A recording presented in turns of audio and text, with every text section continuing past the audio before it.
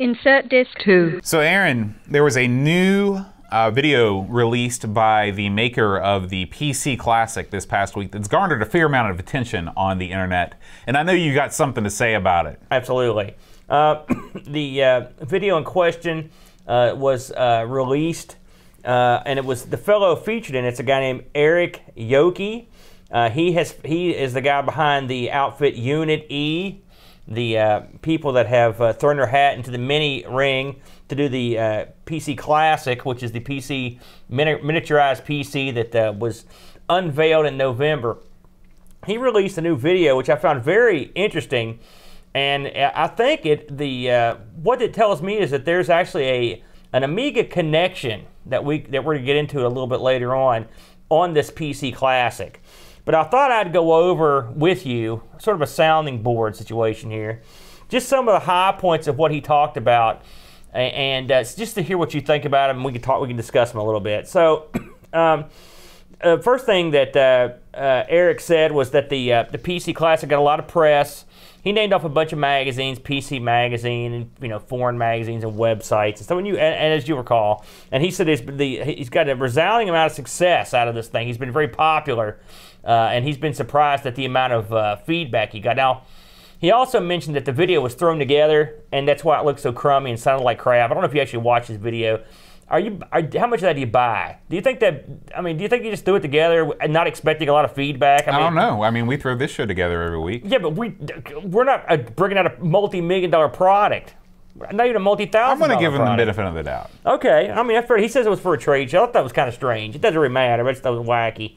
So a lot of speculation had been put forth that when this thing was mentioned, that there's no way they would get publishers to get on board with it. They had another thing I heard often to the various YouTube pundits was that these guys were crazy. They didn't know what they were doing. They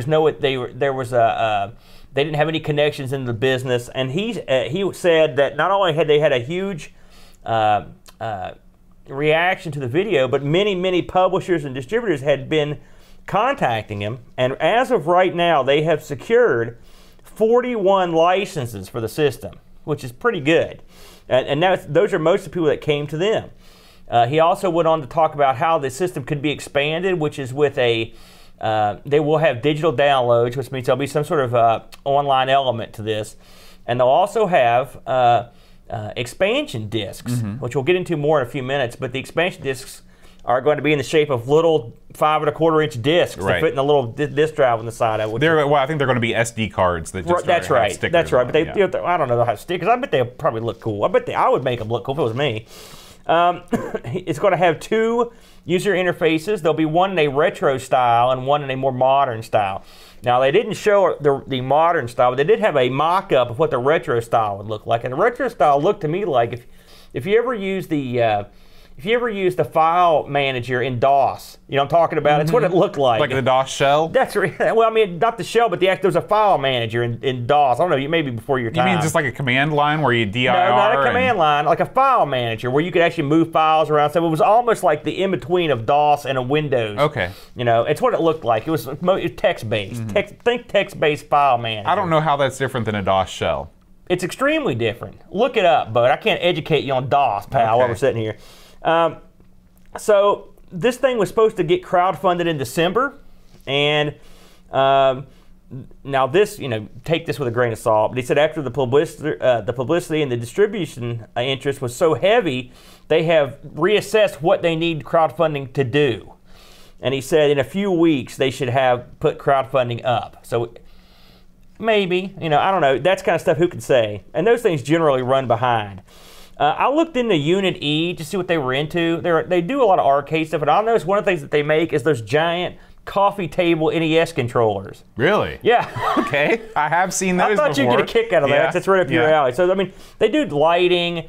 They do some specialized arcade equipment stuff. So, I mean, it's not like they just fell off the, this guy, you could tell, he does this video from his game room. I believe him. He looks like he's probably a guy that's into gaming, which is probably why he got into the PC Classic.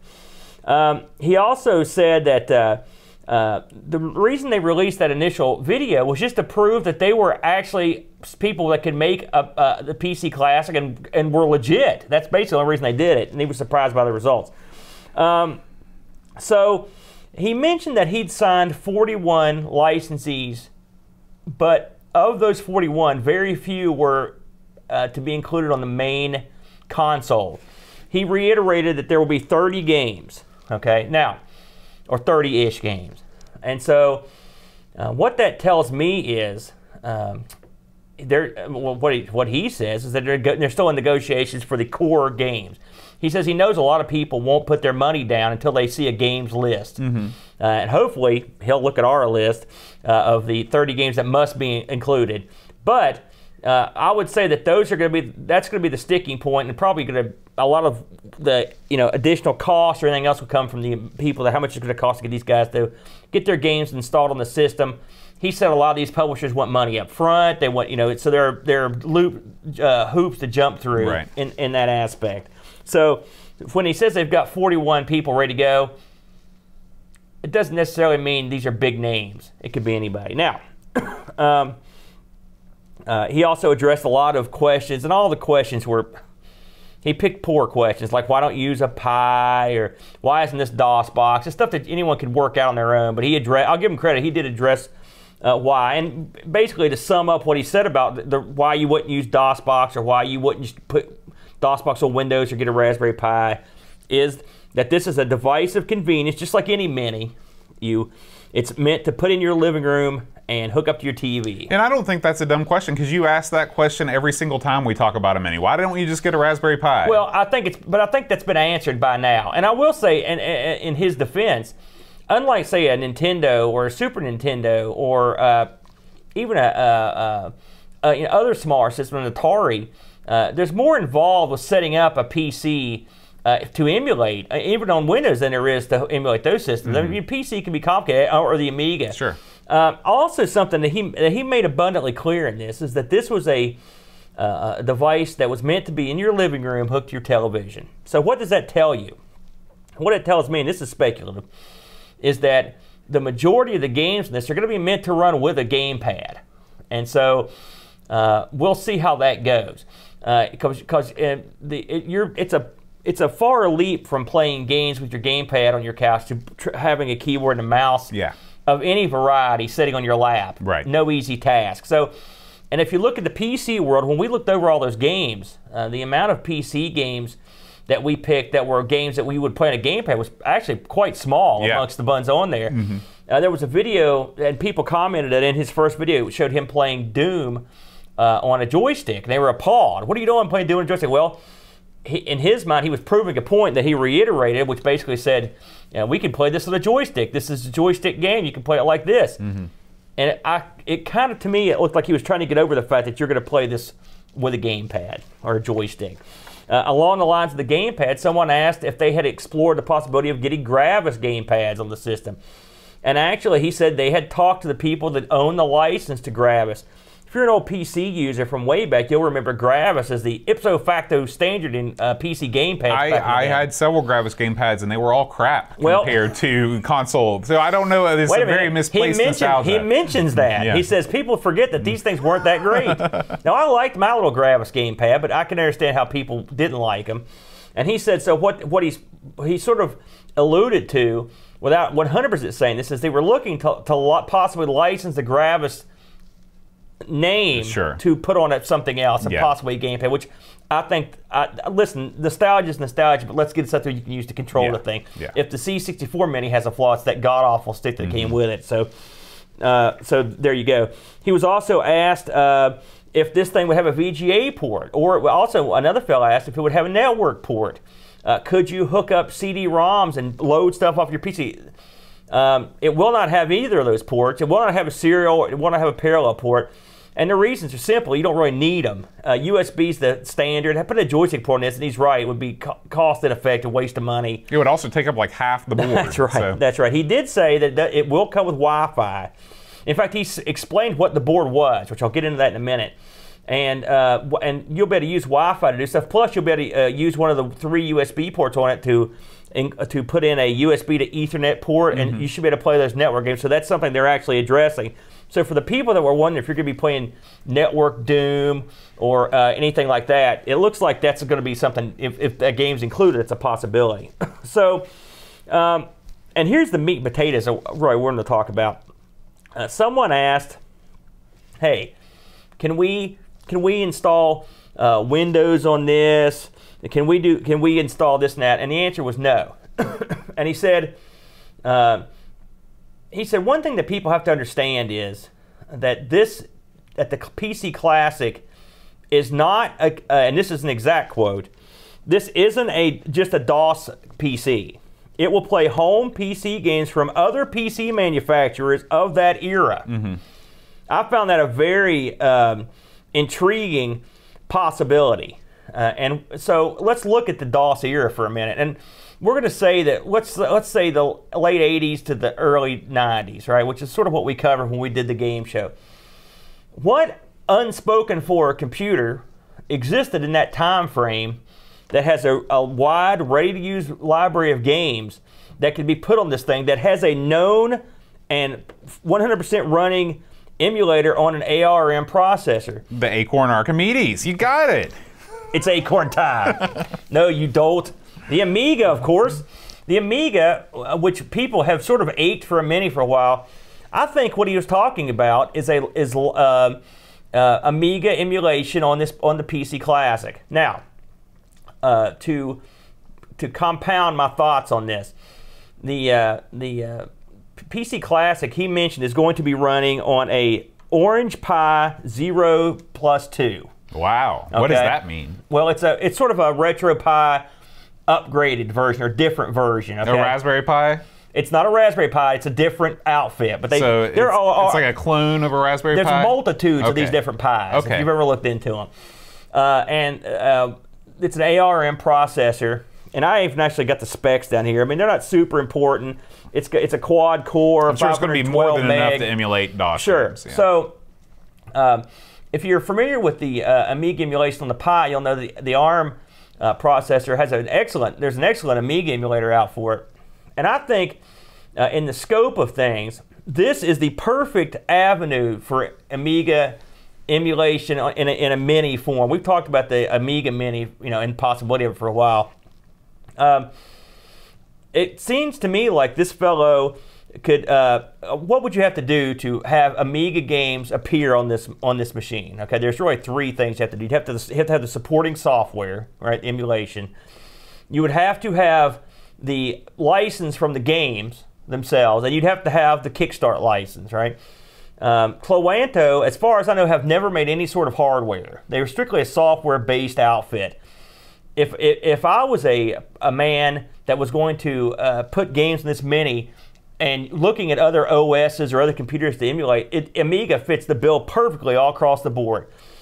These expansion discs he talked about are going to be copyrighted. You're not going to be able to copy stuff. He made that abundantly clear. Now he said they were going to try to walk a fine line between having an open, hackable system and protecting software's a copyright, which that sounds great, but I don't buy it. I don't see how open it can be if you're going to have, because this is not going to be a Nintendo or a Super Nintendo level system or a PlayStation where you're just going to hack it right away. Maybe that's not the intent of it anyway. And who knows what Nintendo or what they were thinking? Maybe they were cool with it. Maybe they weren't.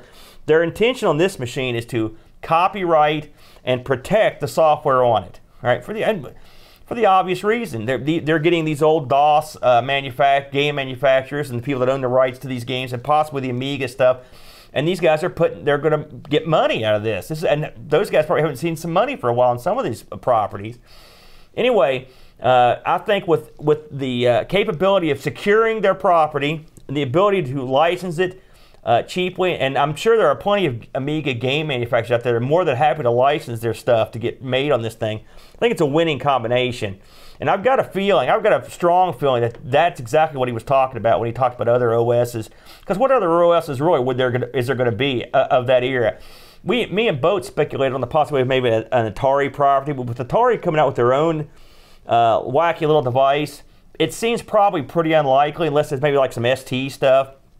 I think and with the Commodore sort of already locked up with a Mini, it seems to be the logical choice is the Amiga, and I can't think of much else that it could be. Well, here's the only problem. All right. Like you said, Commodore is locked up with a Mini already. Right. So they've had pretty good success selling one Commodore branded product. What makes you think that they'll give up any of that money that they can have on the table by releasing an Amiga I don't Mini? think, Commodore doesn't own any, you don't have to use the Commodore name. So this thing would be basically something that would run Amiga games. That's right. That's right. And so as long as you've got Cloanto on board and you've got the licensing in place for the games that they can distribute, you're good. It might be interesting that maybe there'll be some sort of a bidding war where, the Team 17 will go to these guys and say, hey, we want to put our games on your system. Then they'll go to Commodore and say, hey, you're upcoming, you got a Mini coming up. How much are you going to give us? But they can't, again, without Cloanto being involved, none of this can happen. This is all speculative, of course, but if I'm Cloanto and I'm sitting on this, and this is an opportunity to use those Kickstarts, which are, let's face facts, any jerk can go out and get these anytime they want. They're free, you can go get them anywhere, but Cloanto owns the rights to them. If someone's going to pay them, and Cloanto doesn't have to get in the hardware manufacturing business, it's a win-win. Mm-hmm. There is no downside. Their product is as protected as is now, plus they're getting paid.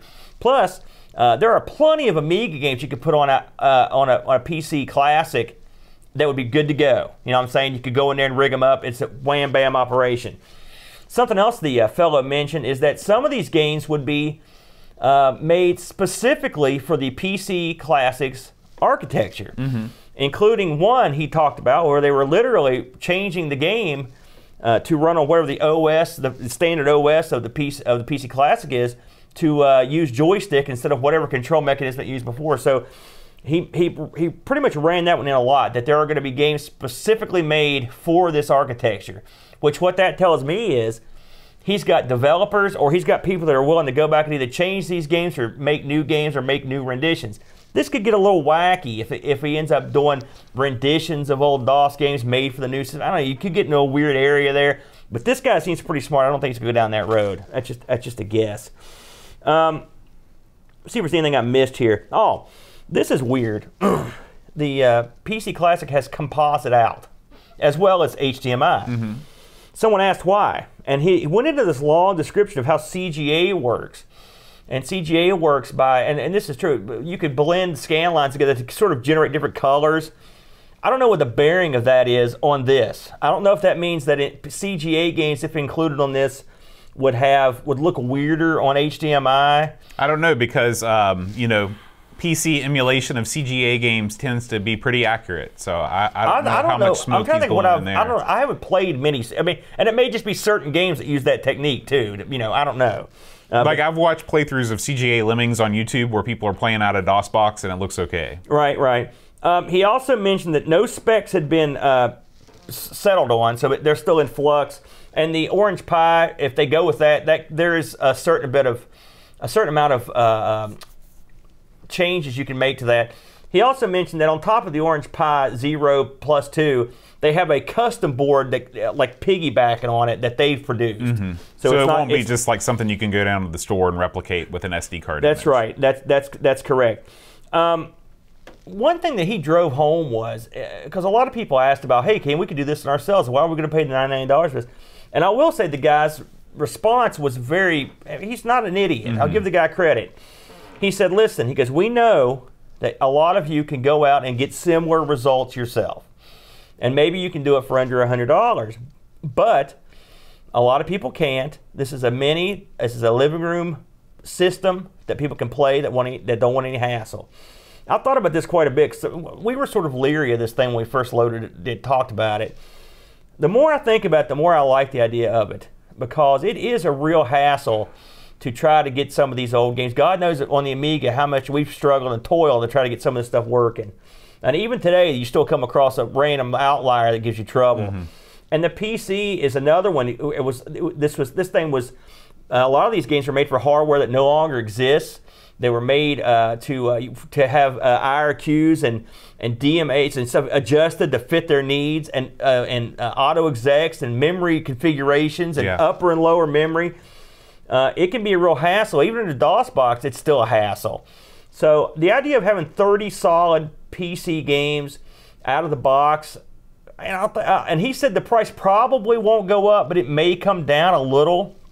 It's not that bad a deal. The more I think about it, the more I'm kind of on board. Now, if you can guarantee me that this is going to feature some Amiga stuff on it, I would pick one up just on the basis of the novelty of it, to be honest with you. And I could be like you were when the Nintendo properties came out, and you'd be like, well, now I can legally own these. I don't have to feel like a jerk. They'd have to release 1 million discs for me to get down that road. But it's an avenue for some of these guys to make a few bucks. Sure. What do you think about all this new information, Boat? Well, I think this product has a lot of promise. I think that if it comes to fruition in the way that he wants it to, I think this could be a legitimate way for stuff that we now classify as abandonware to have new commercial life. And I like the idea of selling physical SD cards that look like 3.5-inch floppies. If you could get every single company's game on a silk-screened SD card, that comes in a cool-looking box you can put on yourself, I think there's value to that. Sure. I didn't thought about that. You're right. It will be interesting to see how the crowdfunding thing goes. I think that we'll find out a lot of answers once that opens up. And he said, like you said, that they're still trying to determine exactly how much money they need to get this thing off the ground. He seemed very confident. In fact, it almost seems like that crowdfunding has taken a backward step, which leads me to believe that he's gotten enough interest in the product to go forward. Something else, this product has a lot of appeal, and I think this is a kind of a product that would appeal to a lot of people. And I mean, because he'd mentioned that he'd got a lot of responses from Japan, from Europe, and this is absolutely the kind of product that you can take all over the world. And I think he even mentioned they were looking at different designs for there's going to be 2 types of actual physical boxes, like kind of the old school box I showed in another one. I think you can get a lot of action out of it, and there are people that are interested in it. But if you can get this thing out in a global marketplace, plus you've got some games, and you never know, maybe they're going to even think about putting stuff. If he's got CGA on his mind, you never know. Maybe we're going to see expansion discs for the ZX Spectrum. There's a lot of people waiting for the next to come out. Maybe this is an interim. Maybe this is even an alternate. Maybe the Amstrad. Those systems are out there, and if you take this system overseas, you can get some action on that. Maybe some of the systems from France, and a lot of those could probably be had at a much cheaper cost than what you're paying for, like say the Amiga. And those properties aren't really active that much right now. So I hadn't thought about that when we first talked about the PC Classic, that the possibility of running stuff other than DOS. And if he hadn't mentioned it, I would never even have thought of it still. But I think it's an exciting development, and we will be sure to keep our ear against the wall and try to cover any other elements that crop up. That's pretty much all I got, Bud.